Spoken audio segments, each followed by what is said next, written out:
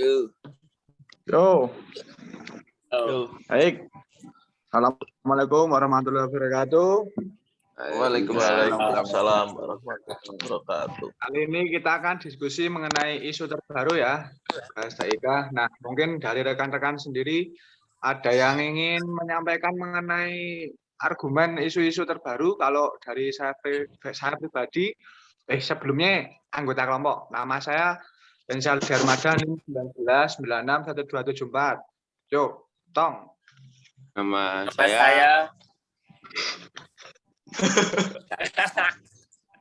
Nama saya Thomas. Apa NIM 1929. Tong. Nama saya Mukhtar Fatul Huda, NIM-nya 1948. Yo. Saya Tio Muhammad Alfredo NIM 1278. Saya Teddy Setiawan NIM 19961266. Oke, baik. Baik, kali ini saya dulu dimulai dari saya mengenai isu yang hangat baru-baru ini mengenai perbandingan vaksin ya. Vaksin Sinovac dan juga vaksin Astra. Kenapa ada orang yang bilang sama di medis pun bilang kalau vaksin Astra itu hanya diperuntukkan untuk orang-orang yang benar-benar lagi fit. Jadi kalau orang-orang yang lagi nggak benar-benar fit tidak direkomendasikan untuk divaksin Astra. Ada yang tahu teman-teman mungkin? Mungkin itu karena Mas dari beberapa banyak teman saya yang divaksin, mereka mengeluh selepas habis divaksin itu badannya jadi drop. Nah, mungkin itu alasannya kenapa sebelum vaksin harus benar-benar fit badannya untuk menghindari drop itu mungkin. Nah, dari saya oke, begitu. Baik Mas, saya tampung argumennya. Mungkin ada yang mau menambahkan, Mas Otong atau Mas Tio, mau Mas Teddy satu-satu, monggo. Mas Bensa. Ini kan kalau mau vaksin Astra, terutama Astra ini kan sebelum vaksin harus dicek tensi darahnya juga kan. Harus normal, nggak boleh tinggi atau rendah. Kalau tinggi pun nggak diperbolehkan untuk vaksin. Dari kasus ada dari bapak saya sendiri dan teman saya sendiri setelah vaksin Astra ini langsung drop, panas, pegel-pegel, banyak keluhannya. Macam-macam. Dari saya itu, Mas Bensa. Oke, baik Mas Tio. Mungkin Mas Atong mau menambahkan terlebih dahulu sebelum Mas Teddy. Menurut saya, kenapa badan bisa drop yang seperti disampaikan Mas Bensa, Mas Thomas, dan Mas Tio tadi. Selain itu, menurut saya, kalau saya lihat-lihat itu vaksin Astra itu menggunakan bahannya bahan babi. Jadi sebenarnya babi kayak tidak dianjurkan atau diharamkan gitu. Mungkin itu yang bisa membuat drop selain badan tidak fit dari bahan babi. Mungkin dari saya itu. Oke, baik Mas Otong. Mau menambahkan? Oke, setelah Mas Thomas, Mas Tio menyampaikan argumen, kalau argumen saya ya untuk vaksin Astra ini ada beberapa hal. Ya, badan sebelum vaksin itu bisa saja belum fit. Terus bisa juga yang badannya sudah fit tapi kok masih tetap gergesi, itu juga bisa, soalnya banyak faktor. Mungkin setelah vaksin mungkin teman-teman yang setelah vaksin itu terus langsung saja melakukan kegiatan kerja keras, padahal setelah divaksin itu mungkin kelelahan, terus ya efeknya di situ dicampur sama vaksinnya itu, terus akhirnya gergesi. Ya itu jadinya yang kelihatan salah itu vaksinnya, padahal ya bisa saja faktor kelelahan kerja kerasnya itu. Gitu Mas, kalau dari saya Mas. Oke, berarti saya ambil kesimpulan dari diskusi mengenai perbandingan antara vaksin Sinovac dan juga Astra. Sebenarnya kalau menurut penelitian di beberapa jurnal dan juga di komposisi medis sendiri, kandungan virus yang dibukukan di vaksin Astra itu memang dosisnya lebih tinggi daripada vaksin Sinovac. Makanya kenapa banyak orang bilang kalau badan nggak fit itu harus pakai nggak usah vaksin, kalau badan nggak fit itu jangan vaksin yang Astra dulu. Soalnya sekarang pun di Mekah itu ternyata udah mulai terlaksana haji umroh, tapi mereka pakai vaksin yang Astra. Jadi kita sekarang udah ada gambaran kan, kenapa udah banyak vaksin massal ini. Untuk kedepannya menurut teman-teman, kalau vaksinnya ini udah merata, apakah aktivitas itu bakal kembali normal? Soalnya sendiri kalau kita mau kaitin sama kampanye yang di Madura kemarin, mereka menuntut dana vaksin dan juga lain-lain itu sebagai konspirasi. Nah, kalau teman-teman mau menanggapi, mulai dari Mas Otong dulu seperti gimana? Kayak gimana Mas Otong tanggapannya mengenai kejadian itu Mas Otong? Mungkin Mas Thomas dulu atau yang lainnya. Oh ya, Mas Thomas. Boleh bertanya tadi pertanyaannya apa Mas Vensa? Enggak, cuman kalau menurut rekan-rekan ini loh, kalau besok vaksinnya itu udah merata itu, kira-kira aktivitas itu bakal normal apa nunggu semua wilayah memboikot pemerintah untuk segera aktivitas normal kembali gitu loh. Kayak yang Madura kemarin.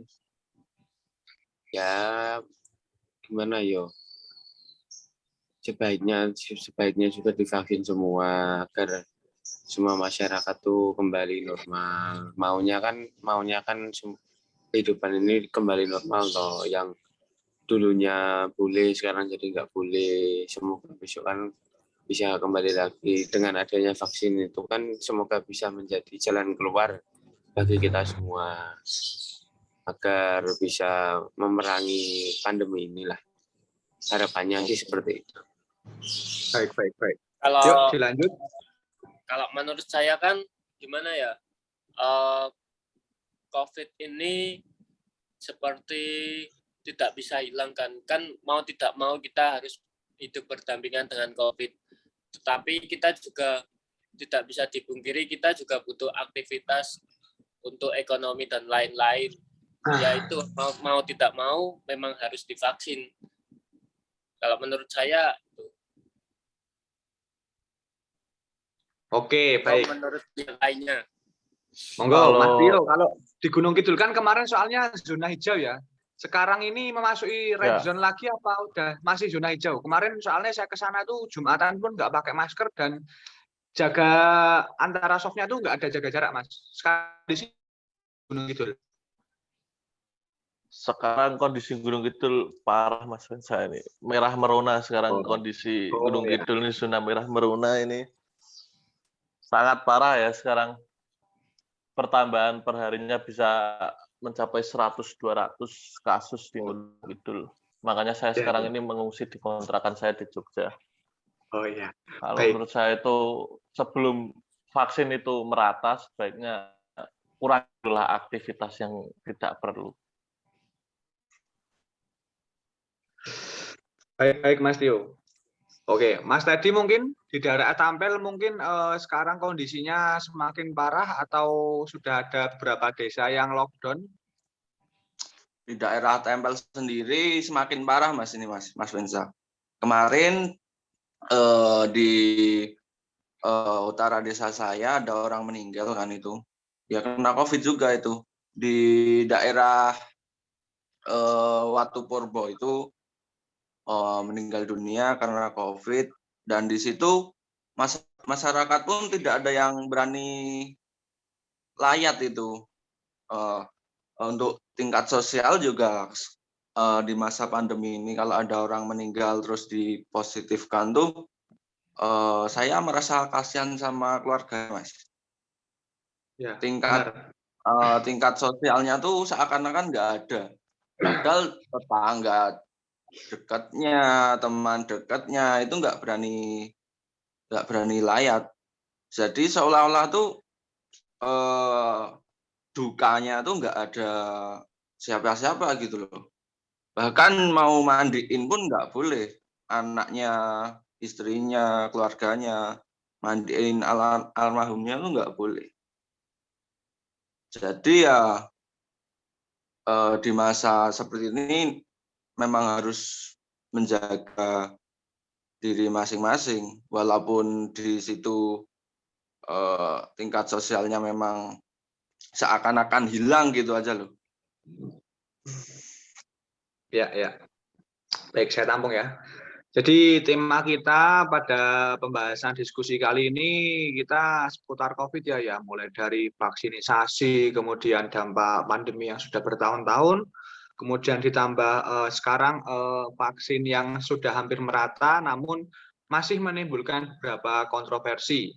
Terlebih lagi sekarang kondisi COVID di beberapa wilayah sendiri juga makin parah. Nah, ini mungkin ada teman-teman yang mau sharing yang udah divaksin gimana rasanya, ataukah nyeri-nyeri untuk teman-teman yang belum divaksin biar nggak takut apa gimana? Monggo, ada yang udah divaksin mungkin? Dari Mas Thomas mungkin udah, atau Mas Tio, Mas Dedi, atau Mas Otong? Kalau untuk saya pribadi belum ya, Mas. Saya juga Oh, belum ya. nih, Mas. Baik-baik. Mas Tio? Saya belum, Mas. Ini saya masih dijadwalkan tapi masih mencoba menjaga tensi darah. Karena ini kalau tensi darah saya ini kan tinggi, suka begadang ini loh, Mas. Jadi saya Mas masih Dedi udah apa ini? berusaha. Siap, Mas Kalau Tio. saya sih Sama. juga belum dong. Ya, berarti kelompok kita ini yang beranggotakan 5 orang belum divaksin sama sekali ya. Jadi Ya, jadi antisipasi gini. aja.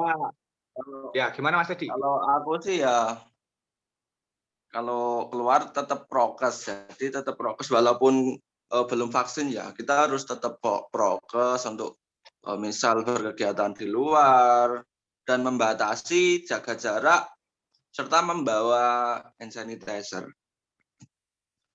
Ya. Disitulah saya dopingi dengan obat-obat vitamin. Mau obat untuk vaksin. Yang dimaksud Mas Vitamin Dedi C mungkin ya. vitamin C. Loh, contohnya ini guys. Vitamin C. Nah, maksudnya ini loh, obat-obat. Jadi kita harus fit terus gitu loh. Support Ya, tubuh. betul. Imun, jaga imun. Ya, jaga imun. Oh ya nih, saya punya sebuah statement pribadi dari dalam diri saya. Mungkin ini agak bertolak belakang sama program pemerintah ya, tapi kalau dari diri saya pribadi sebenarnya itu saya nggak divaksin pun tidak masalah. Yang penting saya menjaga pola hidup sehat, olahraga cukup, dan sesuai yang kita butuhkan aja. Gitu loh kalau dari saya. Nah, terlebih mengenai COVID itu tadi, kalau saya nggak divaksin, kita mematuhi protokol kesehatan pun itu juga wajib dilakukan. Cuman yang saya tegaskan di statement saya, mungkin teman-teman ada yang mau nyangkal atau ada yang mau nambahin mungkin ya. Kalau dari saya itu, jujur saya itu bukan menentang COVID ya, cuman saya lebih ke menjaga diri sendiri dan juga lebih pasrah sama yang di atas. Soalnya kadang ada orang berargumen, lah kamu kena COVID ntar mati apa gimana lah, itu tuh udah ada yang ngatur. Kalau emang kita udah ditakdirin kena COVID terus nggak ada kan kembali lagi sama yang di atas. Makanya sampai sekarang pun alhamdulillah saya tidak divaksin, tapi alhamdulillah masih dalam kondisi sehat. Mungkin ya karena kita menjaga pola tidur yang cukup ya. Mungkin rekan-rekan kalau yang nggak suka begadang, dan juga jangan lupa ya teman-teman, soalnya ini juga tidak selesai pandeminya, doa ini dikandeli kalau saya. Monggo. Mungkin ada teman-teman yang mau berargumen atau yang menyangkal mungkin, atau ada yang menambahkan, disampaikan aja nggak apa, secara pribadi aja. Kalau dari saya sih mending kalau apa ya berargumen kayak gitu boleh Mas, cuman jangan sampai dipublikasikan, soalnya kan kasihan sama yang benar-benar kena keluarga korban gitu.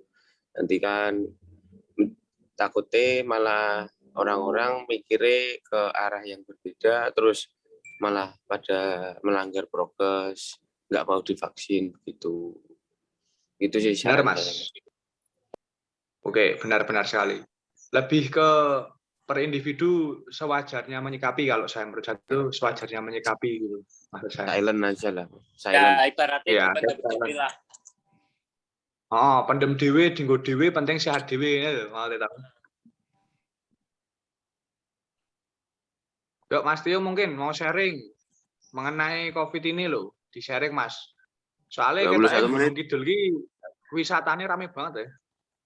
Ya kalau menurut saya pribadi untuk COVID ini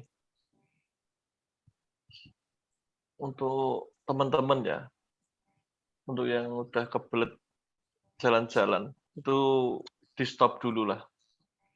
Ini Gunung Kidul itu melonjak semenjak banyak pariwisata dibuka ini seperti Pantai Baru yang HH Ocean dibuka itu langsung meledak di daerah situ, kasus bertambah banyak Mas Vensa di situ.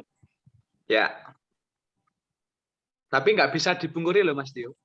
Kalau bahkan sekalinya pun akses wisata di Gunung Kidul ditutup itu sebenarnya dari pihak-pihak internalnya pun membutuhkan dalam istilah konteks bisnis tuh sebenarnya pengen tetap jalan. Soalnya kan kita nggak memungkiri kalau mata pencaharian mereka terutama asetnya dari pariwisata, misalnya dari penjualan souvenir, kemudian kopi dan juga penyewaan tempat seperti itu ya Mas Tio. Makanya nggak sedikit dari oknum-oknum internal yang merasa kebutuhannya secara nggak langsung itu kurang tercukupi, terus mereka diam-diam melaksanakan kegiatan atau menyewakan suatu tempat ataupun mereka jual belikan hal-hal yang hitungannya itu umum lah di wisata.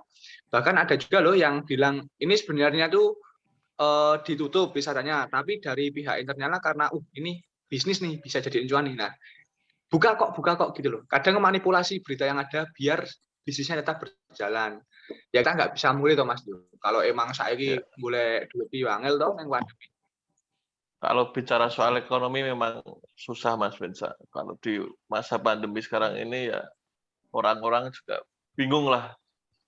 Terutama para pedagang juga dapat bukannya dari wisatawan. Itu nggak mau sebenarnya kalau dia nggak melakukan aktivitas jual beli di pariwisata juga nanti keluarganya mau makan apa juga nggak tahu. Tapi kalau jual beli di pariwisata nanti bisa tertular, bisa menjadi apa ya namanya? Jadi Klaster baru tempat Mas namanya. klaster baru, jadi klaster baru. Ya. Mungkin yang sekarang sedang booming bisnisnya kan Mas Thomas dan juga Mas Teddy ini. Mungkin ada tips gimana biar bisnis itu tetap berjalan di tengah pandemi gitu. Monggo dari Mas dulu ya, soalnya dari kemarin Mas Thomas cenderung cari cuan terus ini.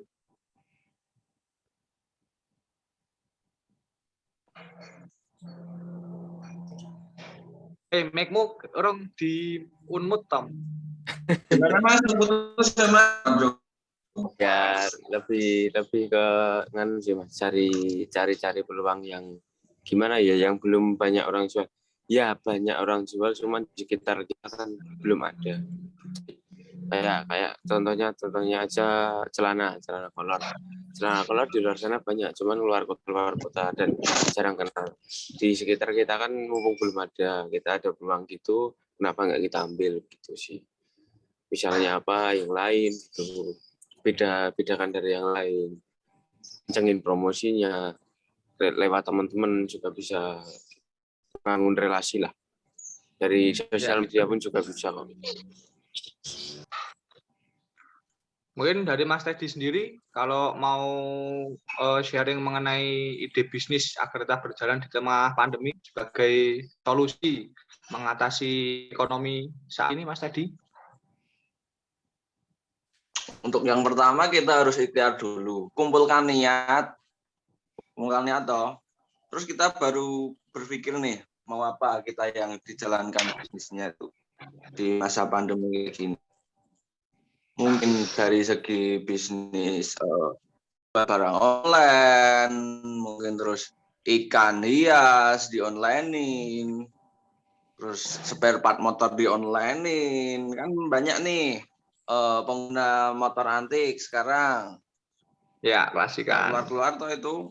Vespa Matic. Dan lain Vespa Matic yang kalau Vespa Matic itu kemarin acaranya rame-rame itu bisa mengundang COVID-19. Lahir baru ya Mas. Gimana Hendy? ya Mas? Iya, Anak-anak gitu. Itu yang ada mau ya, buktinya kok boleh. di YouTube. Harusnya nggak boleh itu.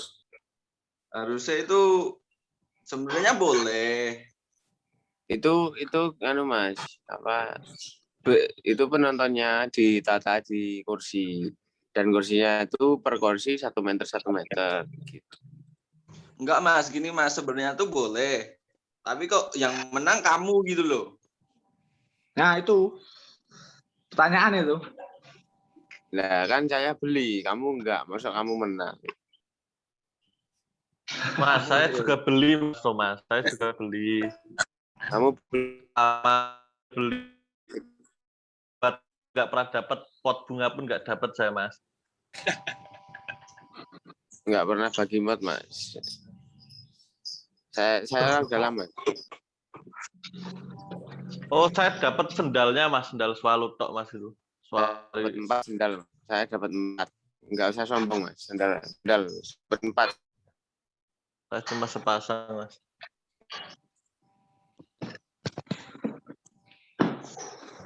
Saya jani pirang menit lagi. Dikon Iki pirang di menit. stop saya guys apa kok? Iki Kan pitu likur wis. Dua. pisan pindho to. Wis Oh, diku kabotan ning upload ya. Wis kuwi mau di-crop ning nggon iki omongan iki mau wae. Agak-agak ra anu, ora kesef. Ya wes ditutup. baleni. Tutup sih. Baik. Tutup aja ya, teman-teman. Jadi diskusi kali ini mengenai seluk-beluk COVID dan juga vaksin. Mari kita akhiri dengan kesimpulan. Mas Lensa, saya boleh menambahkan Woi. nggak? Woi, monggo Mas Otong menambahkan.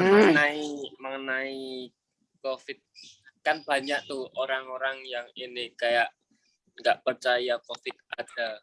Nah, menurut saya kayak gimana ya?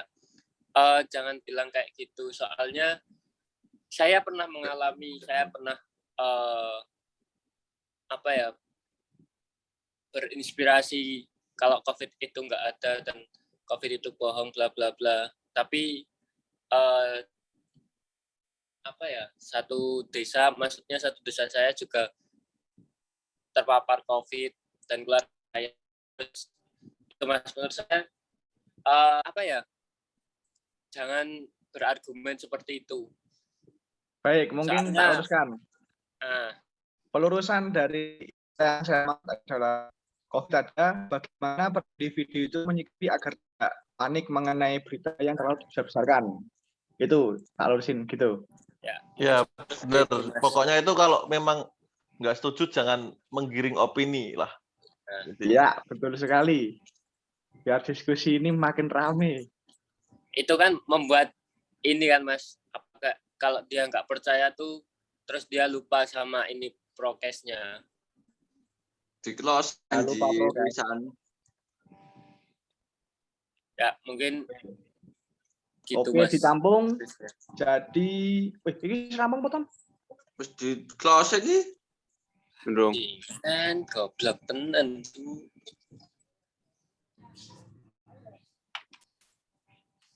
Terus closing pen. Sana lagi bisa.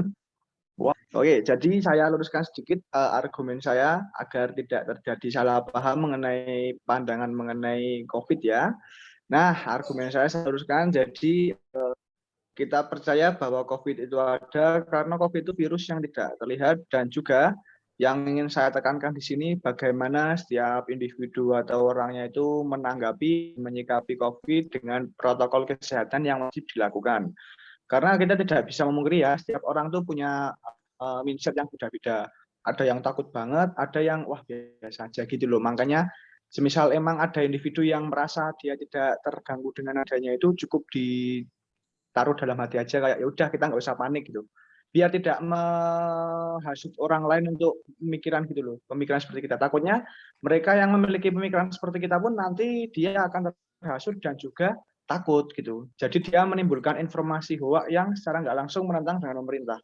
Mungkin itu ya yang tadi mau tak lurusin dari argumentasi saya, takutnya menyinggung satu sama lain, dan juga terima kasih Mas Otong yang sudah menyangkut argumen saya. Ini saat diskusi baik sekali kalau dibahas kayak gini, asik seru gitu ya.